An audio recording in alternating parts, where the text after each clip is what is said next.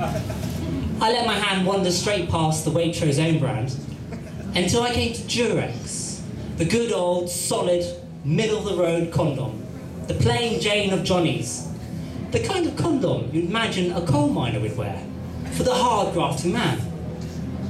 I took a pack and held it in my hand. It felt good.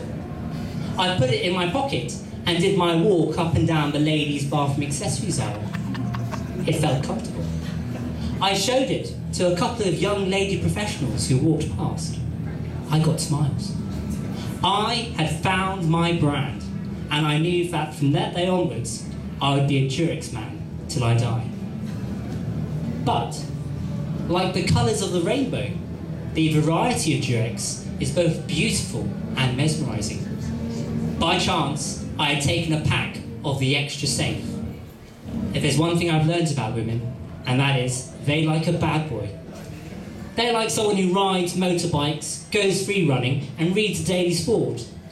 They don't want someone who plays it extra safe, some law-abiding, Guardian-reading recycler.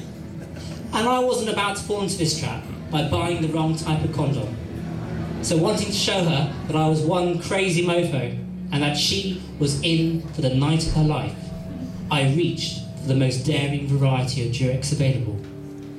Feather Light. For the full sensation, because that's the kind of man I am. No way. Happy with my purchase, I swung by the men's magazines to pick up an FHM for some romantic advice. It was there I read a highly informative article on how major designer labels had moved into the adult world of contraception. All the rage now were Jaeger Johnnies, CK Coils, and Spermicide by Jean-Paul Gaultier. I looked down at my Durex and felt out of fashion. But on such a tight budget, I couldn't possibly stretch for such luxuries.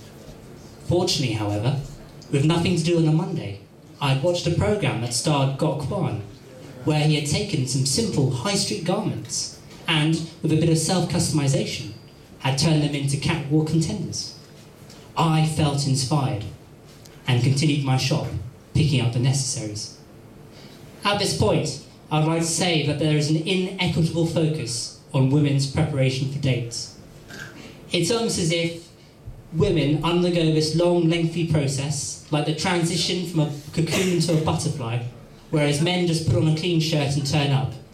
This is not true, and grossly unfair. Once I got home, I customised my condom, cleaned the house from top to bottom, and jumped in the shower. Whilst I was there exploring myself, I realised I'd let things become a little bit too wild. A good lady friend of mine had given me some inside knowledge on this matter. She said to me, "Amir, if a man garden is kept in good order, then a lady will allow herself to picnic there." I must admit, I did not fully understand what she meant, but I knew it was in my best interest to keep things tidy.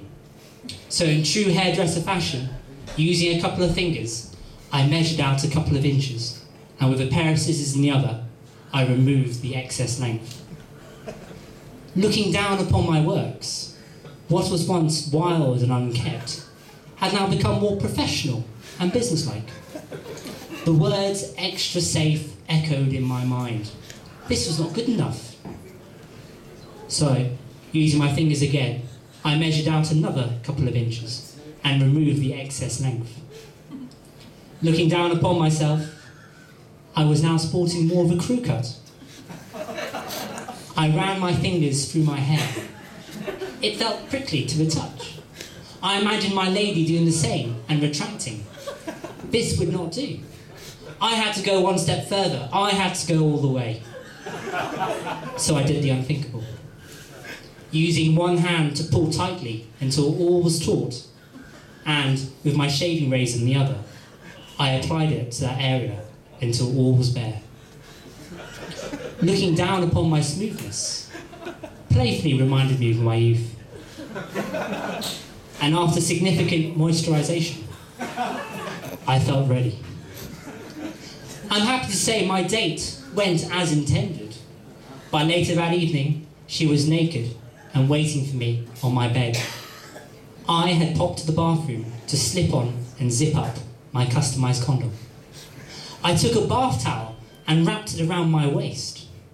And as I stood in front of her, as if about to unveil a great masterpiece in an art gallery, I pulled my curtain.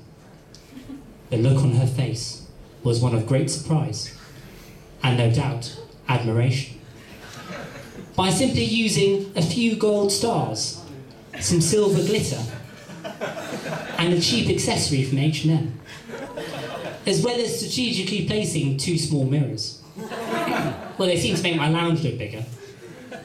I had achieved the designer condom look, but at high street prices.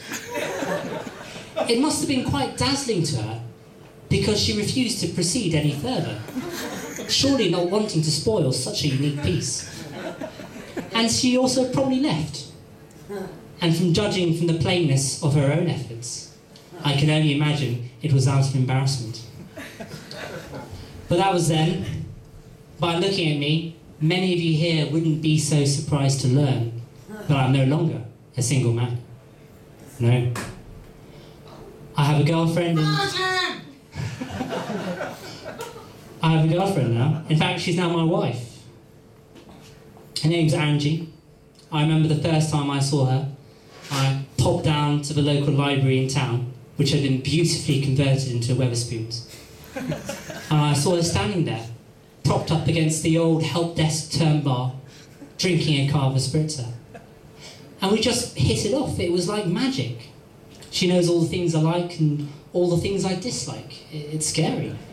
We were in bed together the other night, and I turned my face to look at her, and whilst I watched her sleeping, I thought to myself, I've married a plain version of my sister. Which reminds me, I've got to get going. I'm taking